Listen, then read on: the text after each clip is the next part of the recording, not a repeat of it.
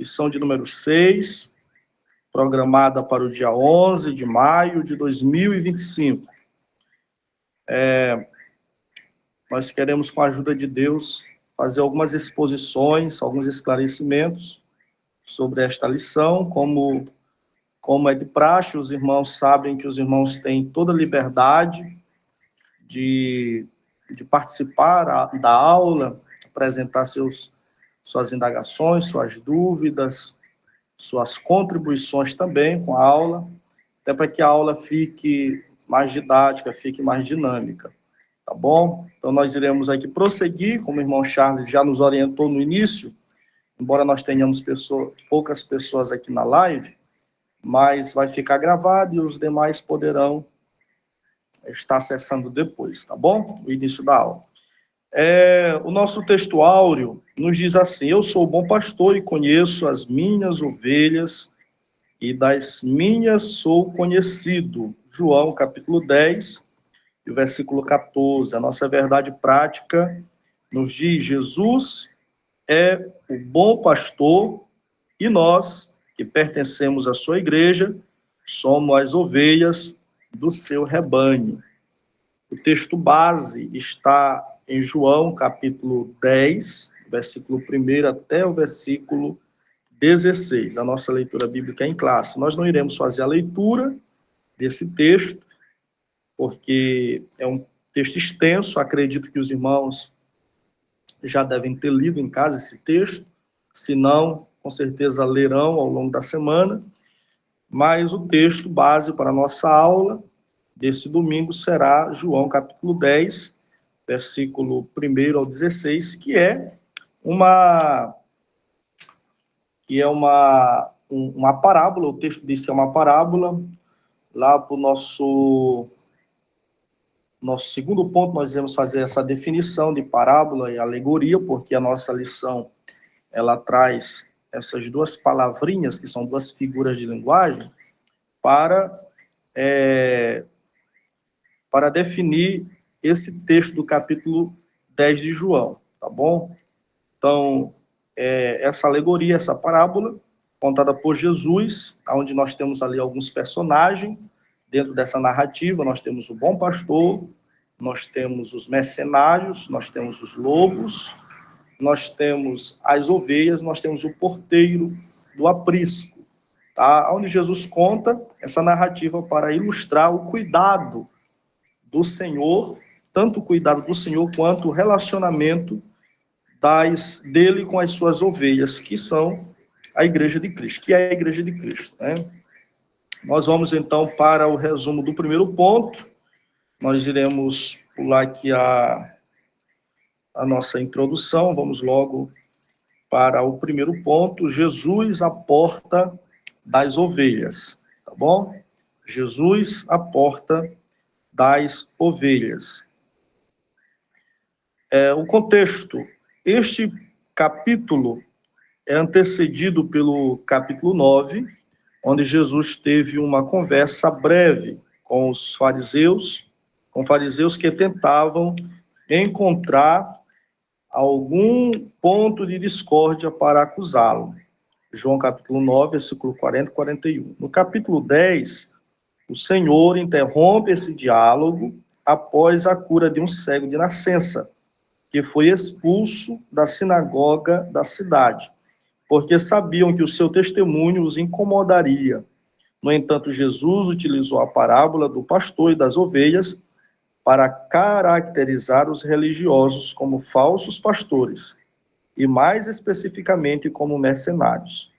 Este relato possui a mesma força da crítica aos falsos pastores presente na profecia de Ezequiel, capítulo 34, do versículo 1 até o versículo de número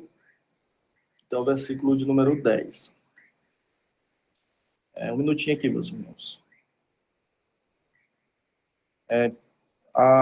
O segundo subponto do primeiro tópico, traz Jesus aqui como sendo a porta das ovelhas. Eu vou logo fazer a leitura aqui, depois eu irei fazer comentários sobre todo o ponto 1, tá bom? Nesta parábola de Jesus, contada no capítulo 10 de João, destacam-se dois pontos principais. Em primeiro lugar, ele entra pela porta do aprisco, onde se encontram as ovelhas. Em segundo lugar, ele se refere a si mesmo como a porta das ovelhas. Nos primeiros versículos de João 10, sugere-se que aquele que passa pela porta do aprisco é o verdadeiro pastor, enquanto quem utiliza outros caminhos é associado a ladrões e salteadores. Assim, as ovelhas reconhecem a voz do verdadeiro pastor e não dão atenção ao mercenário. Além disso, Jesus afirma: Eu sou a porta. E logo depois declara: Eu sou o bom pastor. Estas declarações são direcionadas aos líderes religiosos judeus, que podem ser vistos como falsos pastores do povo, pois não cuidavam, protegiam ou orientavam o povo de Deus. Então, meus amados irmãos, basicamente, o resumo do capítulo 1, tá? Você pega todos esses subtópicos do tópico 1 e você entende que, na verdade, a intenção é fazer um contraste, tá? É fazer um contraste entre Jesus, tá? Como sendo o verdadeiro pastor, o bom pastor das ovelhas, com os líderes religiosos daquela época, tá certo? Eu vou ler aqui o resumo que eu fiz para os irmãos. Eu gosto sempre de estar anotando e escrever aquilo que eu vou falar na aula, porque às vezes a gente acaba esquecendo de algum detalhe, então eu anoto para que não esqueça de nenhum detalhe importante. Os escribas e fariseus achavam que detinham o acesso ao reino de Deus e que só pelas regras religiosas do judaísmo um homem poderia ser salvo. Eu vou repetir. Os escribas e fariseus achavam que detinham o acesso ao reino de Deus e que somente pelas regras religiosas do judaísmo, dos quais eles eram os líderes, um homem poderia ser salvo. Eu quero convidar os irmãos que puderem, abra a sua Bíblia aí, algum irmão também que puder cooperar conosco, fazendo a leitura de Mateus, capítulo 23, versículo 13, só para os irmãos entenderem o raciocínio de o porquê que Jesus está afirmando aqui no Evangelho de João que ele é a porta, e em seguida ele afirma que ele é o pastor. Ele é tanto uma coisa quanto outra. Ele é a porta das ovelhas, mas ele não é só a porta das ovelhas. Ele também é o pastor das ovelhas. Essas declarações de Jesus, existe um bastidor, existe um porquê Jesus está fazendo essas declarações. Jesus está direcionando este discurso dele, essas declarações, para uma classe específica. Que classe é essa?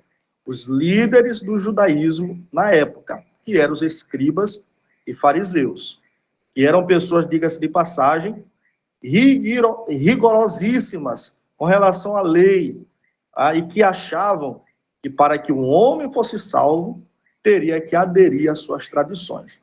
Isso, nós constatamos isso no Evangelho de Mateus, no capítulo de número 23, o versículo 13.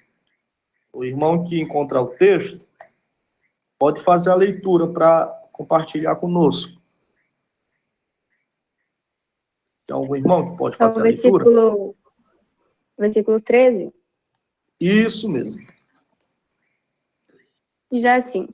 Mas ai de vós, escribas e fariseus hipócritas, porque fechais o reino dos céus aos homens, pois nem vós entrais, nem deixais entrar os que estão entrando. Muito bem. Então, esse texto aqui parece que ele tem uma relação com esse texto de João, capítulo 10, porque se os irmãos continuarem lendo todo o contexto de Mateus 23, inclusive alguns versículos anteriores e alguns posteriores ao versículo 14, irmãos vão ver que tem muita semelhança com essas críticas que Jesus faz no capítulo 10 de João.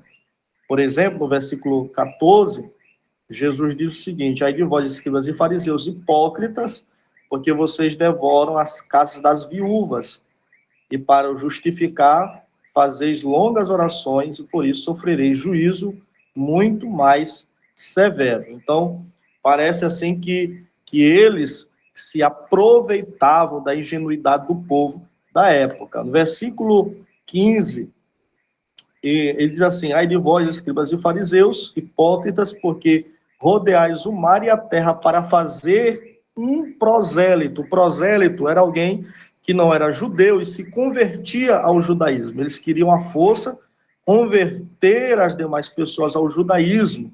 E continua o texto: e uma vez feito, o tornais filhos do inferno 2 vezes mais do que vós.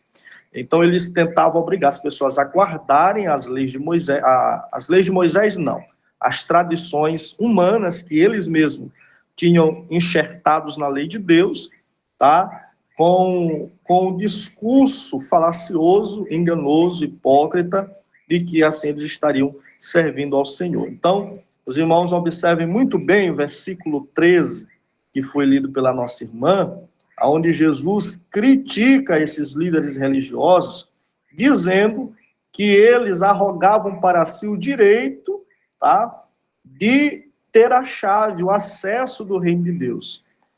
No entanto, nem eles entravam e não deixava também as demais pessoas entrarem. Então, é por causa desse pessoal aí, chamado escribas e fariseus, que Jesus está dizendo em João capítulo 10, que ele é a porta e que ele é o bom pastor.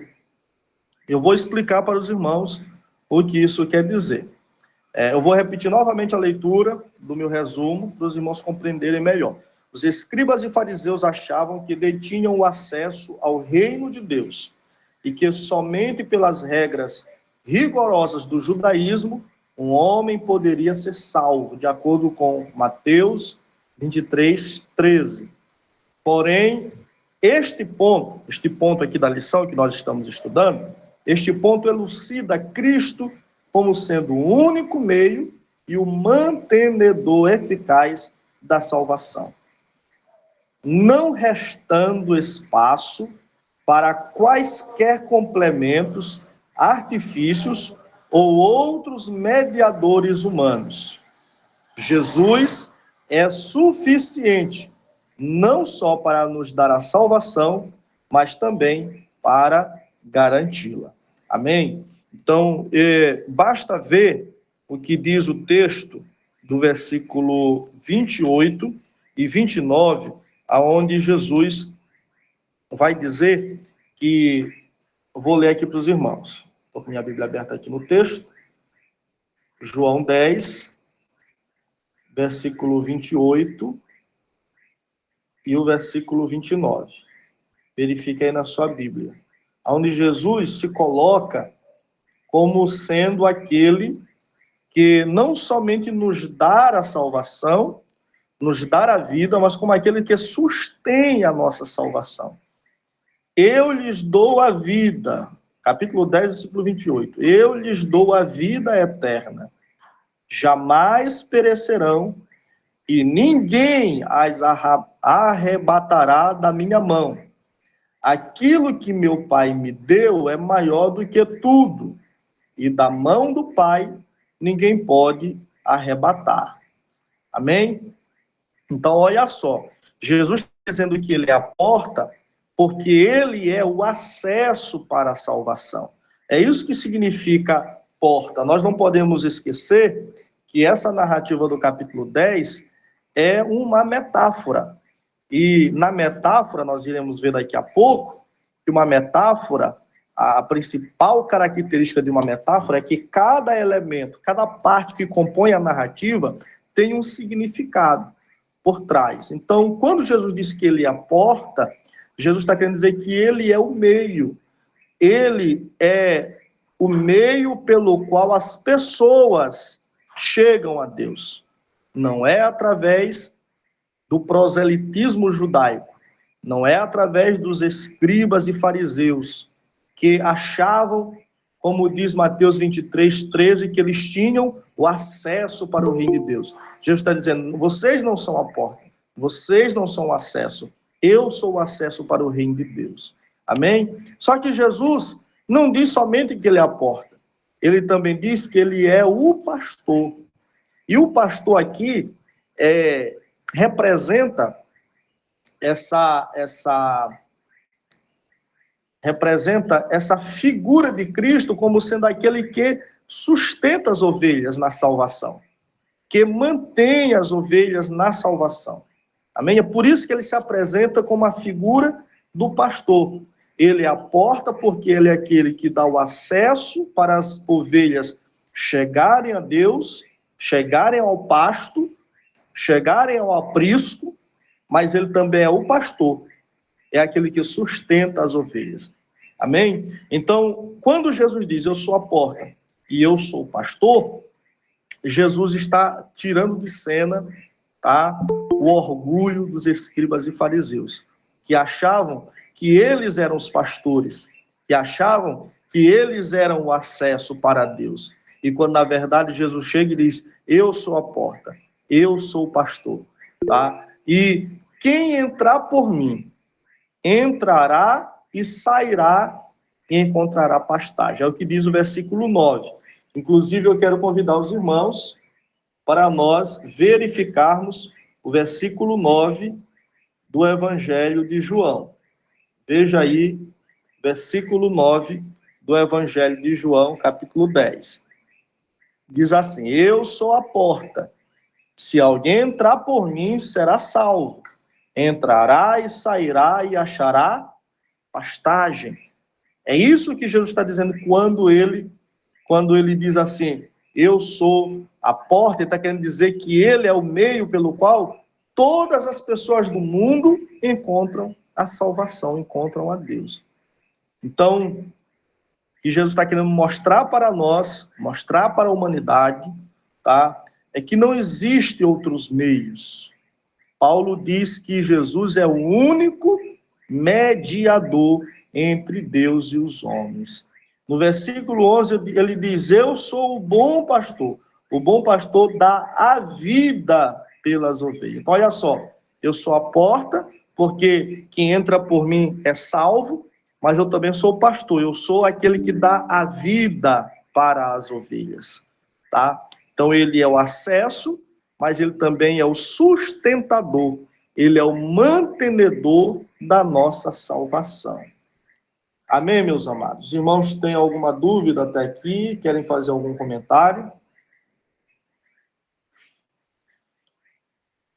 Meus irmãos, diante disto, é importante que o irmão frise na sua aula que quando Jesus diz que ele é a porta e que ele é o pastor, ele está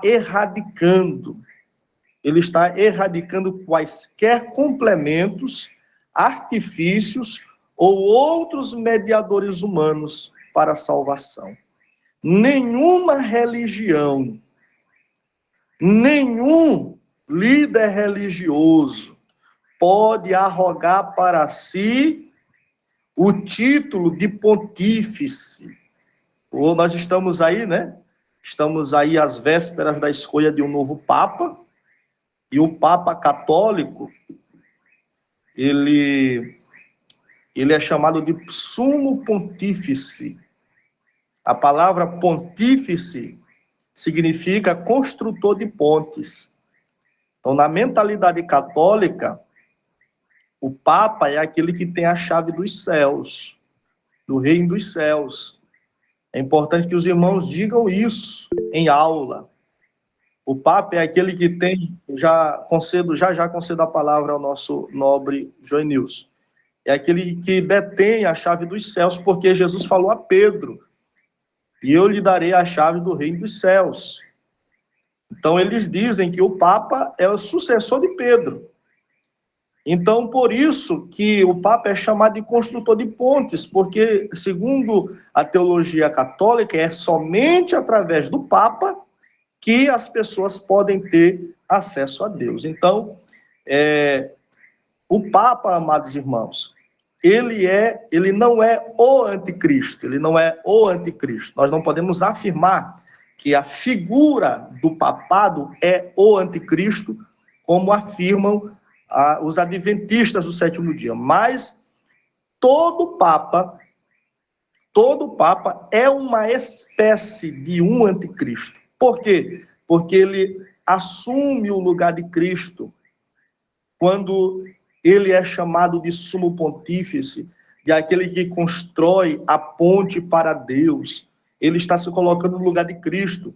Porém, Jesus disse: eu sou a porta, eu sou o acesso. Ele diz no Evangelho de João, capítulo 14, eu sou o caminho, eu sou a verdade e a vida, e ninguém vem a Deus senão por mim. Tá bom? Então é importante que os irmãos frisem isso, que quando Jesus diz assim, eu sou a porta, e eu sou o bom pastor, Jesus não está querendo fazer média com o seu público. Jesus não está querendo falar bonito. Essas palavras de Jesus são palavras apologéticas. Ele está querendo colocar os falsos líderes daquela época no seu devido lugar. Ele está querendo dizer, vocês não têm acesso coisíssima nenhuma ao reino dos céus. Vocês não são os donos coisíssima nenhuma da porta dos céus, porque eu sou a porta. Eu sou o único meio da salvação. Eu sou o único acesso a Deus. É por mim. Portanto, não existem vários caminhos a Deus, não existem atalhos a Deus, não existe Maria como a corredentora, não existe. Jesus disse, eu sou a porta. O único acesso a Deus é Jesus. Amém? Concedo a palavra ao nosso querido irmão, pastor Joanilson. Paz do Senhor, meu nobre, meus nobres companheiros aí, professores de escola bíblica. Mais uma alegria ter aí o professor Fabrício, esse homem aí abençoado por Deus, nos trazendo uma pré-escola muito rica.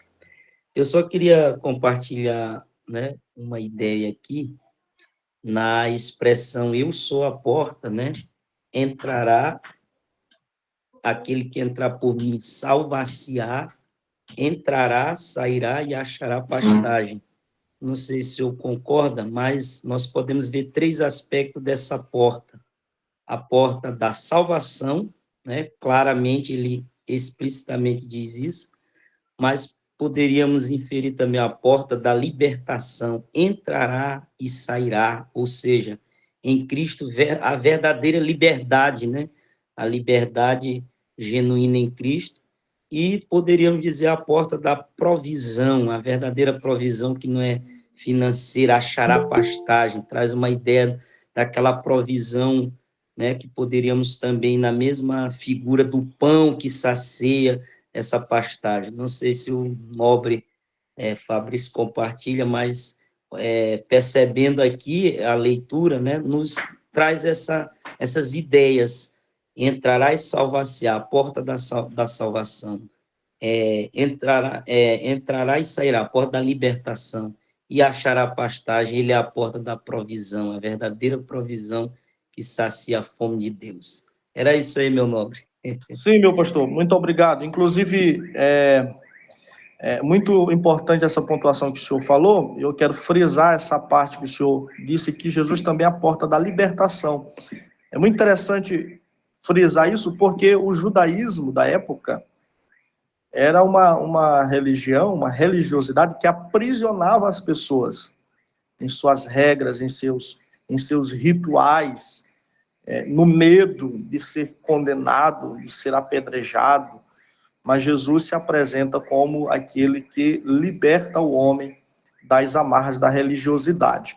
Tá bom? Então, muito boa pontuação, nosso querido novo pastor. Muito obrigado pela contribuição. Mais algum irmão deseja fazer uma parte aqui? Podemos prosseguir, então? Vamos lá.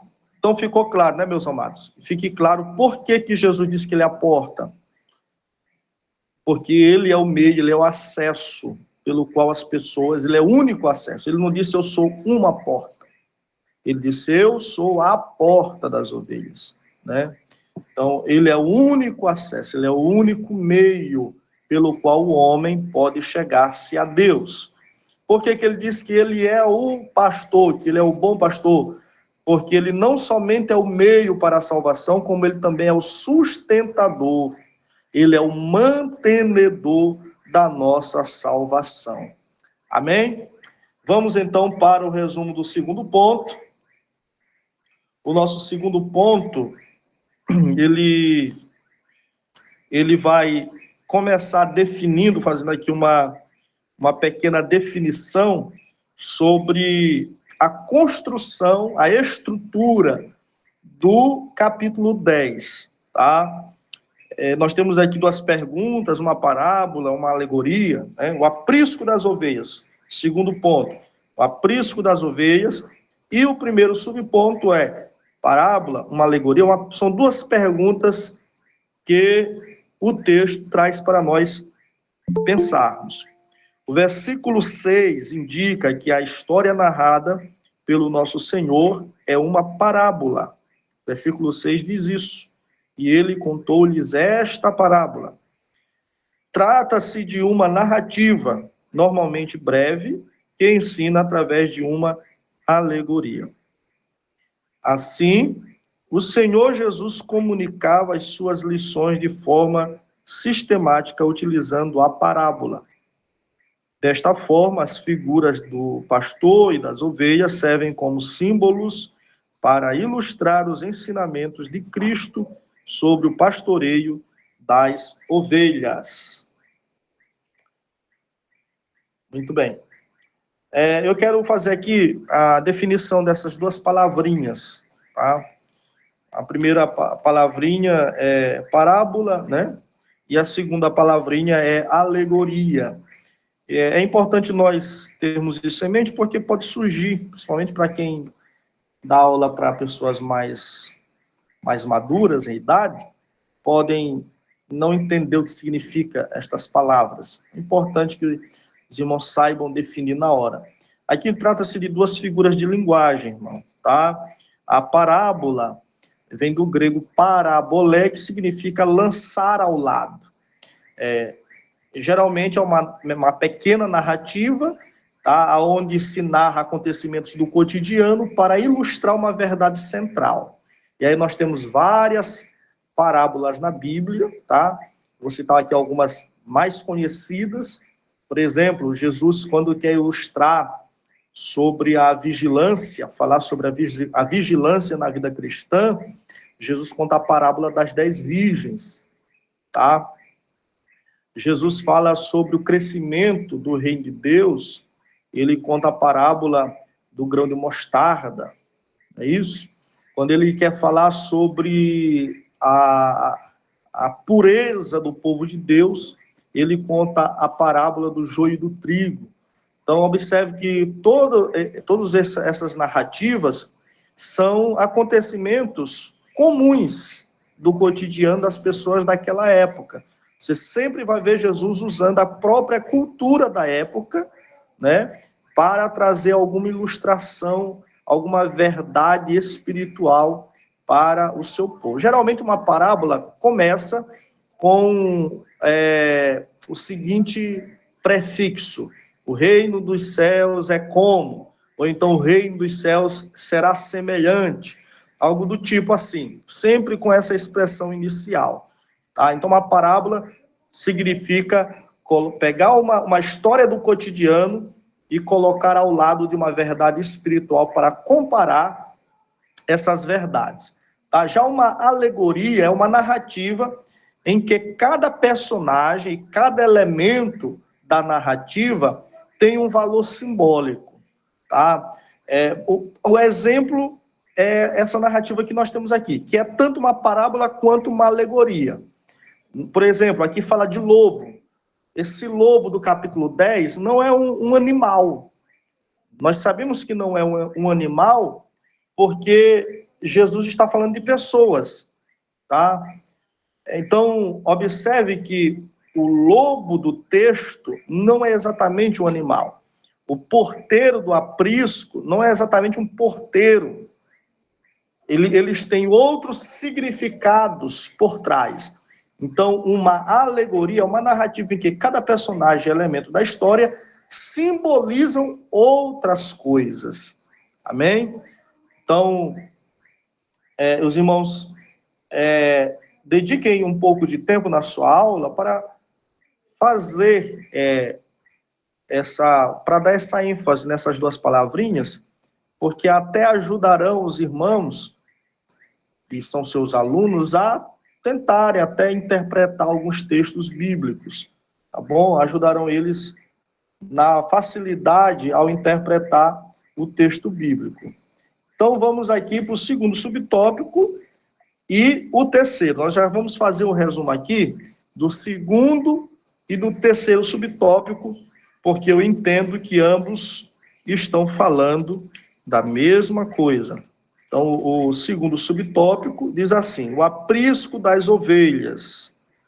O texto diz: o aprisco das ovelhas consistia essencialmente numa edificação de pedras que possuía apenas uma entrada, ou porta, por onde as ovelhas eram levadas para dentro ao entardecer. Observe aqui, mais uma vez, frisando a centralidade de Cristo na questão da salvação. O aprisco, naquela época, era uma construção de pedra, um corralzinho de pedra, que tinha apenas uma porta, apenas um acesso, apenas uma entrada. Assim como o reino de Deus também só tem uma entrada, só tem uma porta, e esta porta é Jesus. Tá bom? Essas ovelhas eram supervisionadas pelo porteiro ou pastor que se acomodava junto à entrada do abrigo para assegurar a proteção delas. Desta forma, a representação simbólica do abrigo remete à atividade pastoril que os judeus exerceram ao longo de várias gerações, assim como a relação religiosa entre líderes judeus e a população.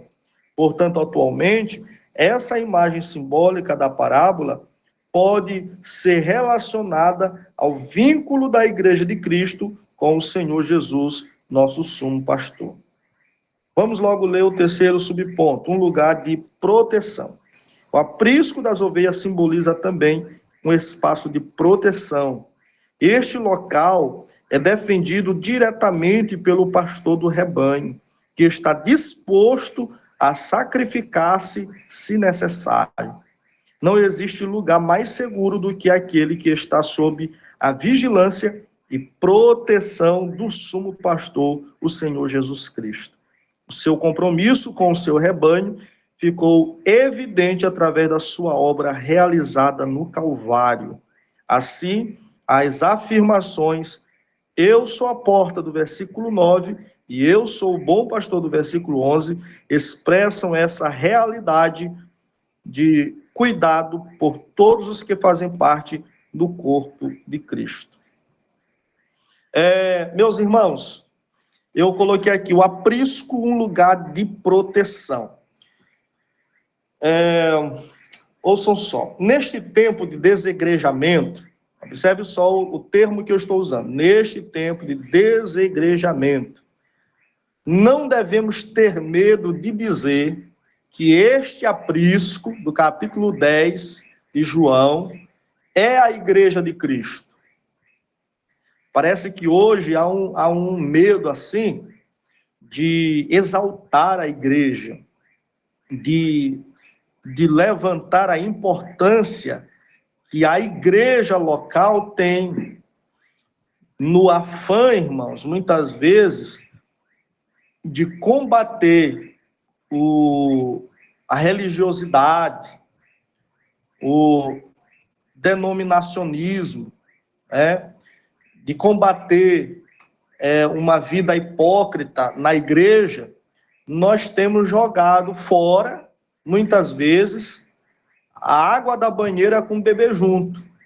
E nós não podemos fazer isso. Parece que a igreja local, para algumas pessoas, tem perdido o valor. As pessoas têm dito: o que importa não é a igreja, o que importa é o meu coração. As pessoas têm dito assim: eu sou a igreja, eu sou o templo do Espírito Santo. E geralmente usam esses argumentos para se esvair de qualquer responsabilidade com uma igreja local, tá? Porém, quando nós olhamos para a parábola do capítulo 10 de João, nós vemos o sumo pastor, que é Cristo, exaltando, irmãos, a importância do aprisco como um lugar seguro para as suas ovelhas. No texto em questão, o aprisco é um lugar seguro, não por outros motivos, mas porque o bom pastor está lá. Cristo está na igreja. Ela é o seu corpo místico. A igreja é a extensão da vida de Cristo aqui na terra. Quando a Bíblia diz assim, que a igreja é o corpo de Cristo, isso aqui não é meramente, irmãos, uma linguagem poética. Quando a Bíblia diz que a igreja é o corpo místico de Cristo, a Bíblia está querendo demonstrar, evidenciar a importância da comunidade dos salvos.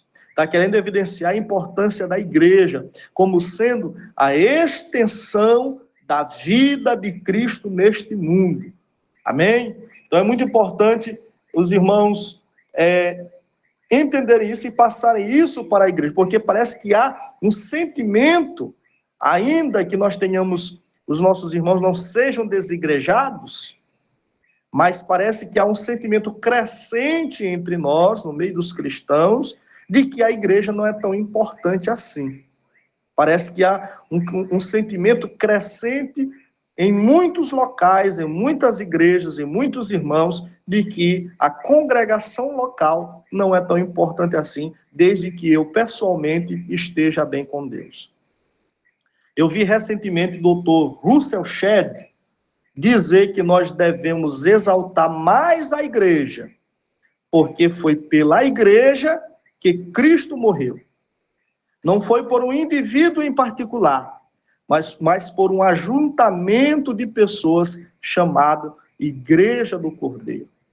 Portanto, apesar dos pesares, a igreja é o local mais seguro para estarmos. Amém? É bem verdade, irmãos, que há muitos problemas na igreja. Há muitos problemas na igreja. Porém, a igreja é o local mais seguro para nós estarmos. Por quê? Porque o bom pastor está lá. O Senhor Jesus, ele habita na igreja. Ele disse, onde estiverem 2 ou 3 reunidos em meu nome, eu estarei no meio deles. João viu ele lá na ilha de Pátimos, andando no meio de 7 candelabros de ouro, e os irmãos sabem que o número 7 é sinônimo de completude na Bíblia, e fala dali da igreja universal de Cristo, aonde Cristo habita no meio da igreja.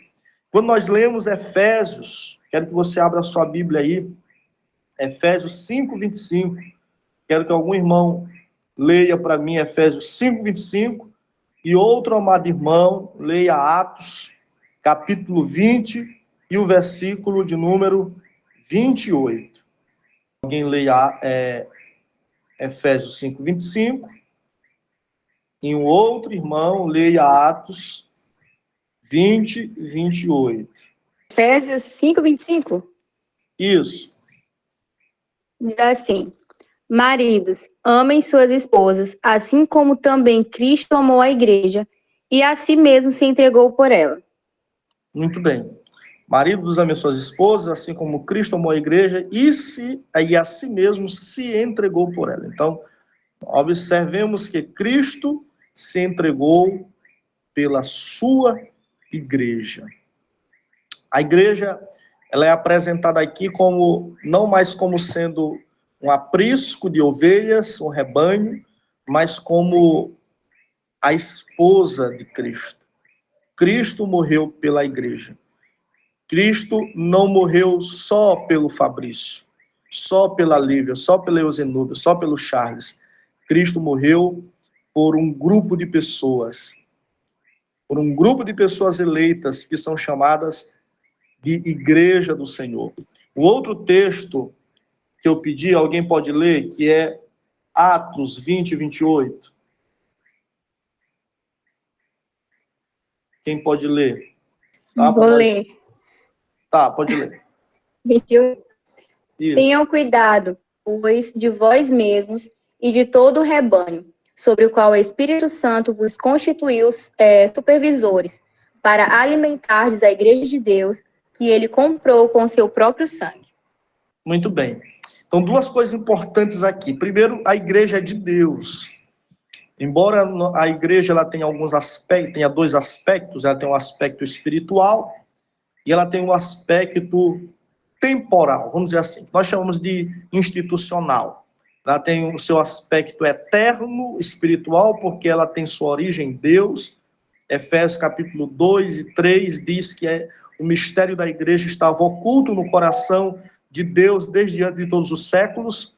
Tá? Então a igreja tem esse aspecto espiritual e eterno, e ela tem o seu aspecto temporal, institucional, com as suas organizações de governos, hierárquicas, administrativas, políticas, financeiras, CNPJ, jurídico, e tudo isso e tudo mais, tá bom?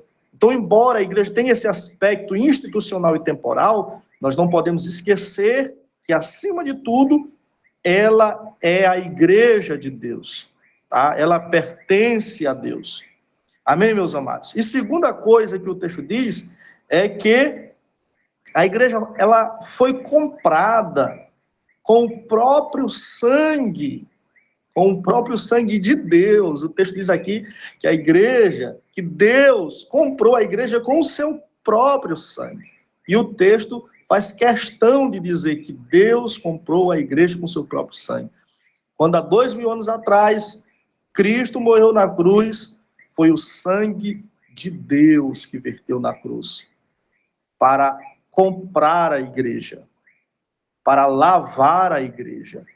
Portanto, nós não podemos admitir, meus amados irmãos, esse sentimento de desprezo com a igreja, tá? Nós não podemos admitir esse sentimento de indiferença com a igreja local. E os irmãos devem enfatizar isso na escola dominical, que a igreja do Senhor é o ambiente mais importante da vida cristã, que a igreja do Senhor é o local mais seguro, mesmo com os problemas que ela tem, mas ela é o ambiente mais seguro para nós estarmos. Nós vemos isso em 1 Coríntios capítulo 1 em diante. Nós já vemos Paulo dizendo, chamando a igreja aos Coríntios de igreja de Deus, mesmo sabendo que naquela igreja tinha tantos problemas, tantos pecados gravíssimos, mas Paulo diz assim, vocês são a igreja de Deus, vocês foram comprados com o sangue do Cordeiro. Então, é importante frisar isso, tá bom? Importante frisar isso, que não existe vida cristã isolada. Não foi à toa que no capítulo 15 de Lucas, o pastor foi buscar a ovelha que estava solitária.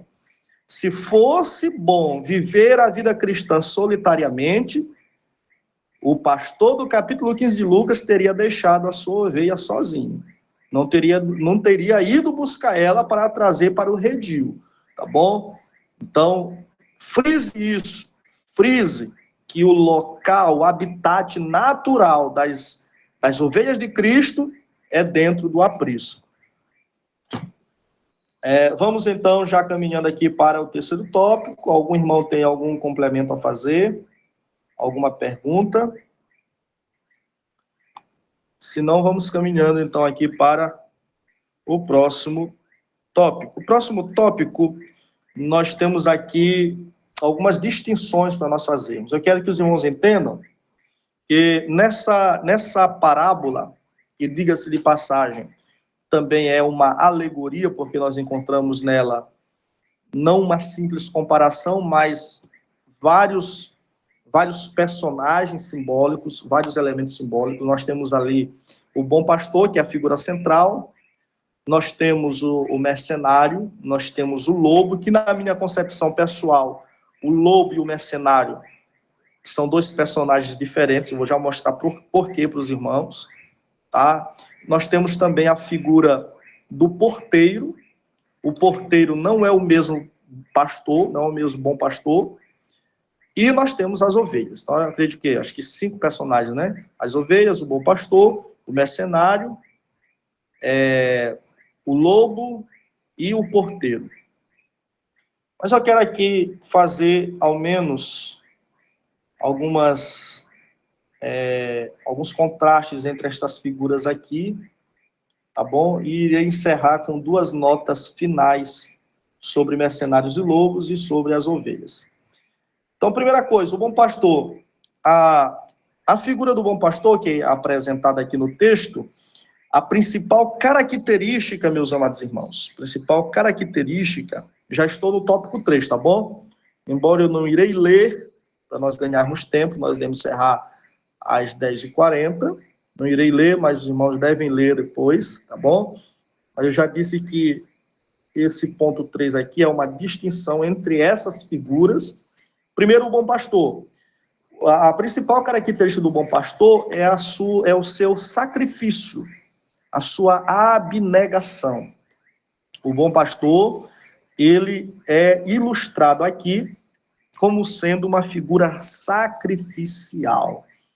Segunda coisa, esse bom pastor, que é a figura de Cristo, meus amados, ele pastoreia a sua igreja através dos pastores terrenos. É isso que eu quero mostrar para os irmãos. Que o sumo pastor das ovelhas, o bom pastor das ovelhas, que é Cristo, pastoreia as suas ovelhas aqui na terra através dos seus pastores terrenos. E é justamente por isso que o amor de Cristo, o seu sacrifício e o seu cuidado pelas ovelhas devem ser vistos também através da vida desses pastores. Um líder de igreja, um pastor de igreja, um dirigente, qualquer liderança que exerça pastoreio na igreja e que não evidencia uma vida sacrificial, que não evidencia amor pelas ovelhas e cuidado pelas ovelhas, nós devemos desconfiar de que esse seja um verdadeiro pastor, tá bom? Porque se Cristo pastoreia a sua igreja através dos pastores terrenos, então esses pastores devem trazer sobre os seus ombros as marcas de Cristo. Eles devem evidenciar em sua vida esse sacrifício, esse amor e esse cuidado que Cristo tem pelas suas ovelhas. Terceira coisa que eu quero falar sobre o bom pastor é que o modelo de pastoreio de Cristo, que é o bom pastor, é um modelo inatingível, tá? O modelo de pastoreio de Cristo como bom pastor é um modelo inatingível. E é inatingível por quê? Porque Cristo é o pastor perfeito, ele é perfeito. Por exemplo, muitos irmãos costumam dizer que o bom pastor é aquele que dá a vida pelas ovelhas, querendo que o pastor da igreja, pastor local, dê a vida por ele. Parece que é isso que os irmãos querem. Mas, na verdade, não precisa mais ninguém. Eu não preciso mais dar a vida pelos irmãos da minha igreja, porque Cristo já fez isso. Eu não posso assumir o lugar de Cristo. Então, eu quero dizer logo isso para os irmãos, que o modelo de pastoreio de Cristo não pode ser atingido, é inatingível, mas ele deve ser imitável, tá? É por isso que Jesus se coloca aqui como modelo, como padrão de pastoreio. Eu não posso mais dar a minha vida pelas ovelhas, mas eu posso ter um amor sacrificial por elas. Eu devo, como pastor, como líder, estar disposto a fazer alguns sacrifícios para demonstrar o meu amor e de que a vida de Cristo como pastor está em mim. Eu costumo dizer, irmãos, que era muito bom para os apóstolos que viveram com Jesus naquele tempo. Foi um privilégio muito grande, porque eles acompanharam Jesus, viveram com ele, tiveram a oportunidade de debruçar a sua cabeça sobre os seus ombros, e falar com ele, e tocar em seu rosto. Mas a maioria dos nossos irmãos que congregam conosco, eles nunca tiveram esse privilégio, nem mesmo nós. E enquanto estivermos aqui na terra, nunca teremos. E por isso é importante que todo pastor saiba, que todo líder de igreja saiba, que a figura mais próxima de Cristo que uma ovelha vai ter é o seu pastor. A figura mais próxima de Cristo que o irmão da minha igreja vai ter, eu como dirigente de igreja, deve ser eu. O irmão da minha igreja deve olhar para mim como pastor dele e enxergar em mim as qualidades do bom pastor. Porque ele nunca terá a oportunidade aqui na terra de tocar em Cristo, de falar com Cristo, de andar com Cristo, de viver com Cristo, mas ele terá uma dimensão, um vislumbre, olhando para a vida do seu pastor, do seu dirigente.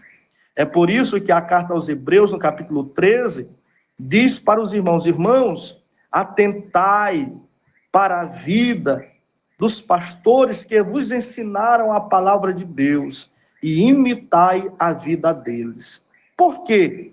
Porque o pastor é a figura mais próxima de Cristo que uma ovelha, que um irmão de uma igreja, comendo uma igreja, poderá ter aqui na terra, tá?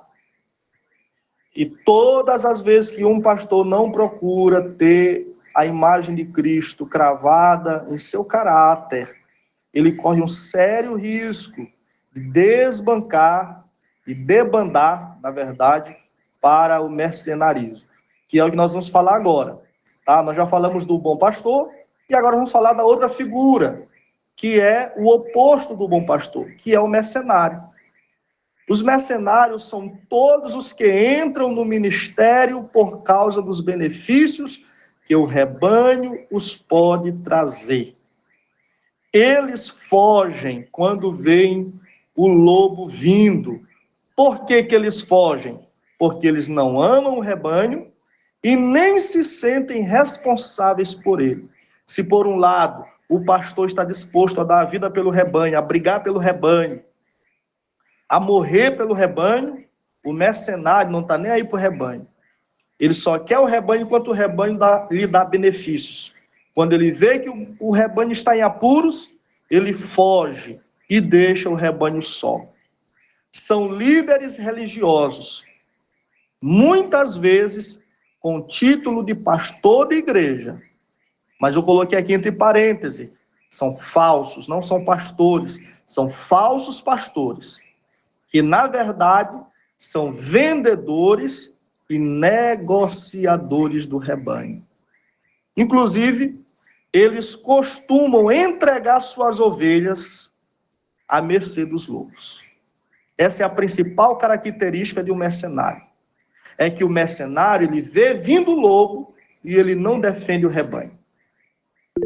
Existem muitos mercenários, travestidos de pastores e de líderes, que são covardes, irmãos. A principal característica do mercenário é que ele é covarde. Ele não tem coragem de defender o seu rebanho, ele negocia os seus cultos, ele negocia os seus eventos, ele negocia as suas igrejas, ele negocia as ofertas da sua igreja, ele negocia os dízimos da sua igreja com os lobos que muitas vezes vêm de fora.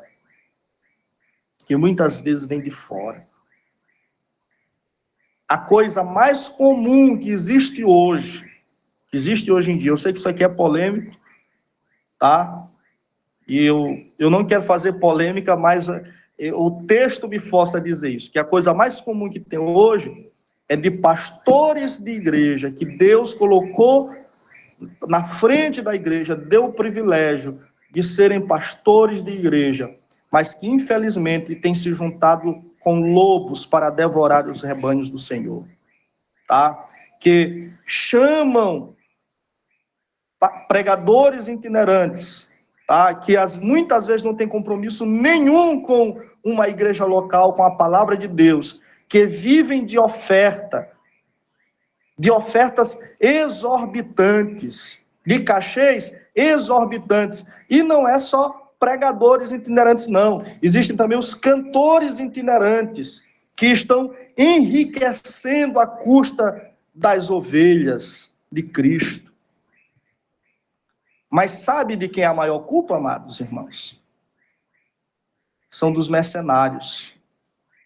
A maior culpa é do pastor que está lá na igreja, que é muitas vezes o líder da igreja, e que contrata essas figuras e negocia com eles, diz assim, olha, você tira uma oferta e a gente racha a oferta no meio. Tá? Você tira a oferta, você dá uma palavra de oferta, e aí a gente racha a oferta no meio. Isso aqui nós não podemos esconder. É muito comum no Brasil isto acontecer. Tá? Se tornou uma prática, o irmão Frank está dizendo que se tornou uma prática comum, porém nós devemos despertar. Nós devemos, como professor de escola dominical, despertar, meus amados irmãos, nós devemos despertar sensibilidade e discernimento das ovelhas de Cristo, para que nós não aceitemos isso. Nós não podemos negociar a igreja de Cristo. Nós não podemos negociar o evangelho. O mercenário é todo líder de igreja que negocia as suas ovelhas. Todo líder de igreja que negocia com lobos é um mercenário. É assim que a gente discerne quem é o mercenário e quem é o lobo. Quem é o pastor. O pastor vê vindo o lobo e ele parte para cima do lobo. Ele pega o seu cajado e caceta o lobo, bota o lobo para correr. Aqui você não tem vez. Mas o mercenário não. O mercenário chama o lobo de profeta. O mercenário chama o lobo de homem de Deus, sabendo que ele é lobo.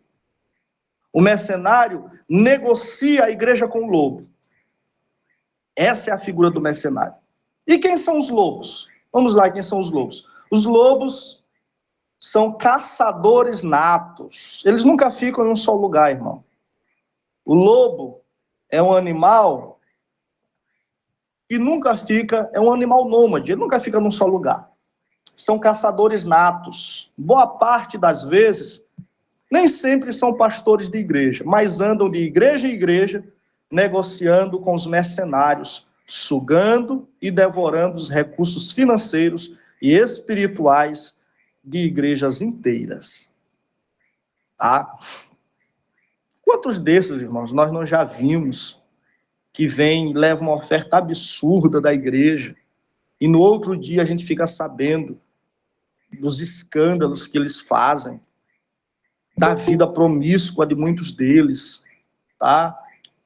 E muitas vezes com o afã de fazer um evento que arraste uma multidão, com afã, com o desejo de fazer um evento que tenha um grande público, a gente acaba convidando esses lobos de novo, mesmo sabendo do mau caratismo deles. Os irmãos estão entendendo o que eu estou falando aqui? Jesus está dizendo isto. Jesus está dizendo que existe o mercenário, que é pior do que o lobo. O mercenário, irmão, ele é pior do que o lobo, porque o mercenário nada mais é do que um pastor que se vendeu. O mercenário nada mais é do que um pastor que negocia o púlpito da sua igreja, que negocia as ovelhas do seu rebanho. Ele é pior do que o lobo. Porque o lobo vem por causa do instinto. O lobo quer comer, o lobo quer devorar, o instinto do lobo destruir. Mas o mercenário não.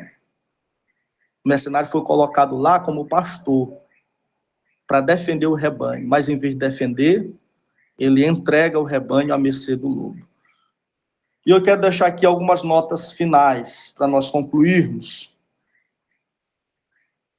A primeira nota que eu quero falar aqui sobre os mercenários e lobos. Os mercenários e lobos, estes homens não são salvos. Tá? Esses homens que Jesus coloca eles aqui como mercenários e lobos, eles não são salvos, não são crentes. O versículo 1 diz que eles não entram pela porta, que é Cristo. Veja aí o capítulo 10. Veja aí na sua leitura bíblica em classe, o versículo capítulo 10 de João e o versículo de número 1 Deixa eu ver aqui que eu me perdi aqui na lição. Na verdade, vos digo que aquele que não entra pela porta no curral das ovelhas, mas sobe por outra parte, é ladrão e salteador. Jesus está dizendo que esses homens, que depois ele vai intitular eles aqui de mercenários e lobos, eles não entraram pela porta. Ou seja, eles nunca passaram por Jesus, eles nunca tiveram encontro com Jesus. Eles não são salvos em Jesus. Embora eles surjam no nosso meio, e gozem muitas vezes de títulos e posições eclesiásticas elevadas, como diz Atos, capítulo 20, versículo 28 e 29, onde Paulo cita aos bispos da igreja de Éfeso: olhai por vós e por todo o rebanho, sobre o qual o Senhor, sobre o qual o Espírito Santo vos constituiu o bispo, para pastoreardes a igreja de Deus, que ele mesmo resgatou com seu próprio sangue, porque eu estou convicto, depois da minha partida, surgirão no meio de vós lobos vorazes, que não perdoarão o rebanho. Eles vão surgir no meio da igreja, do meio da liderança. Amém? Eles vão surgir do meio da liderança da igreja. Isso não significa que todo pastor é um mercenário. Existem muitos pastores que são homens de Deus. E graças a Deus que a nossa igreja aqui em Pinheiro e aqui na nossa região, nós ainda temos os nossos pastores que são conservadores, homens de Deus, que nós conhecemos o testemunho, conhecemos a conduta. Mas o texto de Atos capítulo 20, versículo 28 e 29, é explícito em dizer que os lobos e os mercenários surgem no meio da liderança, no meio dos bispos, tá? Mas a grande verdade é que eles se tornaram mercenários ou por terem se perdido ou por nunca terem sido salvos. Eu quero deixar aqui para os irmãos, você poder anotar, não vai dar tempo de ler, mas se você quiser anotar aí, 2 Pedro, capítulo 2, acho que 2 Pedro 2, do 1 ao 3, até dá para ler que é bem curtinho. E o outro texto é Judas, do versículo 11 ao 19, que fala sobre estes homens, que são os falsos líderes que existem hoje, que são os falsos pregadores do evangelho, que são os falsos profetas, os falsos mestres, os falsos pastores, que muitas vezes surgem no meio de nós, levantados muitas vezes pelo diabo, até para manchar a imagem dos verdadeiros. Amém? Nós precisamos, irmãos, nós precisamos frisar isso em sala de aula, dizer para os irmãos, para que eles tenham maturidade de entender que o surgimento de lobos e de mercenários nada mais é do que um cumprimento da veracidade bíblica, um cumprimento da profecia bíblica. Paulo disse que surgiria, e é um motivo, se por um lado um motivo de tristeza, porque eles causam muito escândalo para o evangelho, mas por outro lado é um motivo de nós glorificarmos a Deus, porque é cumprimento da palavra de Deus, tá bom? Então eles surgem com o propósito de manchar a reputação, a imagem daqueles que são verdadeiros. Então eu disse, o texto aqui foi 2 Pedro 2, abra sua Bíblia aí, eu vou ler aqui para os amados. 2 Pedro, capítulo 2, do verso 1 ao 3. Veja o que diz esse texto. Esse texto é muito forte. Assim como no meio do povo surgiram falsos profetas, assim também haverá entre vós falsos mestres, os quais introduzirão dissimuladamente heresias destruidoras, até o ponto de renegarem o soberano Senhor que os resgatou. Observe que esse texto diz que esses homens, que são intitulados aqui de falsos mestres, eles foram resgatados pelo soberano Senhor. Ou seja, um dia esses aqui foram salvos, um dia. Mas eles negaram ao Senhor que os resgatou, tá? trazendo sobre si mesmo repentina destruição. E muitos seguirão as suas práticas libertinas, e por causa deles será o quê? Infamado o caminho da verdade. Quantas pessoas não acreditam mais em pastores hoje? Dizem que é uma das classes menos acreditadas no Brasil. É a classe pastoral. Mas é por causa dos verdadeiros que os pastores se tornaram desacreditados? Certamente não. Foi por causa desses cabras aqui. Por causa dos falsos. Tá bom? Mas o que é que nós devemos dizer para os irmãos? Lá na sala de aula, na escola bíblica, que não é porque existem os falsos que nós vamos descredibilizar os verdadeiros. Amém? Ninguém fabrica uma nota falsa de R$500. Sabe por quê? Que ninguém fabrica uma nota falsa de R$500? Porque não existe uma nota verdadeira de 500. Então só existe o falso porque existe o verdadeiro. Alguém fabrica uma nota de 100, de 200. Mas de 500 não, porque não existe. Então, por que existem falsos mestres, falsos pastores? Porque existem verdadeiros. E os verdadeiros são conhecidos pelo Senhor. O versículo continua, versículo 3. Também movidos por avareza farão comércio de vós com palavras fictícias. Para eles o juízo lavrado a longo tempo não tarda e a sua destruição não dorme. Então, um dia eles foram salvos, agora estão perdidos e eles caminham para a perdição, porque se continuarem assim, o texto bíblico nos garante que eles não serão poupados do fogo eterno. Amém? E quero então concluir aqui falando sobre as ovelhas. No texto, a principal característica das ovelhas de Cristo, irmãos, é o discernimento em conhecer a voz do Senhor. Auxiliadas pelo porteiro, e aqui nós podemos fazer uma pergunta: quem seria esse porteiro do aprisco? Seria o Espírito Santo? O que os irmãos acham? Seria o Espírito Santo o porteiro do aprisco? Ou seria o pastor local da igreja? O pastor humano da igreja? Eu estou tendencioso a pensar que seja o pastor local, tá? Estou tendencioso a pensar que seja o pastor local. Claro, usado pelo Espírito Santo, o pastor local, ele tranca a cela do aprisco para não deixar entrar o lobo, mas ele abre para o dono do aprisco, que é o sumo pastor, o bom pastor, que é Cristo. Elas auxiliado pelo porteiro, que pode ser o Espírito Santo ou o pastor local, elas rejeitam os ladrões e mercenários e seguem ao seu dono.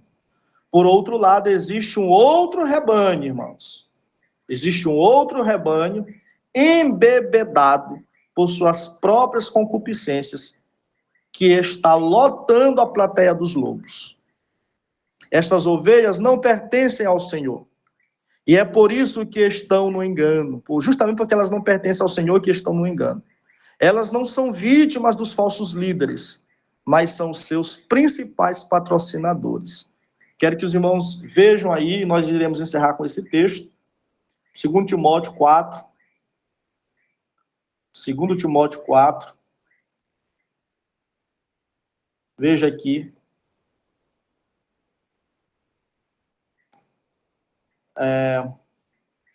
Versículo 3. Versículo 3. Ele diz assim: pois haverá tempo em que não suportarão a sã doutrina. Pelo contrário, cercar-se-ão de mestres, segundo os seus próprios desejos, como sentindo coceira no ouvido. Versículo 4. E se recusarão a dar ouvidos à verdade, entregando-se às fábulas. Então, esse texto coloca que aqueles que seguem os lobos nem sempre são vítimas. na maioria das vezes, são seus patrocinadores, tá?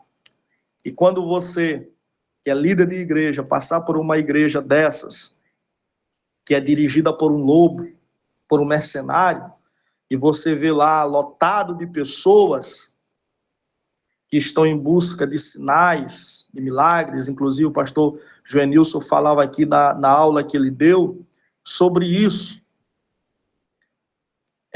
Quando nós vermos essas igrejas lotadas, nós não devemos sentir inveja, porque na maioria das vezes quem lota essas igrejas não são ovelhas de Cristo. A maioria das vezes são pessoas que nunca foram salvas de verdade, são bodes, são falsas ovelhas, tá? E que estão ali em busca apenas de encher a barriga, como o pastor Joenilson dizia na sua aula.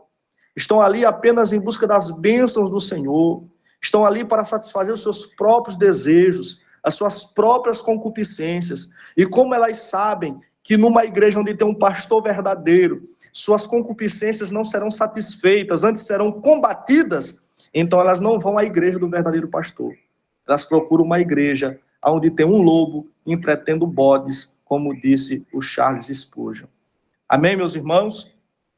Que Deus nos abençoe. Eu encerro por aqui minha participação. Pergunto se algum amado irmão quer fazer alguma colocação, alguma contribuição, alguma pergunta, alguma coisa que não ficou clara, alguma coisa que ficou confusa, e o amado irmão não compreendeu, não entendeu, o irmão tem espaço, tem liberdade para fazer sua pontuação.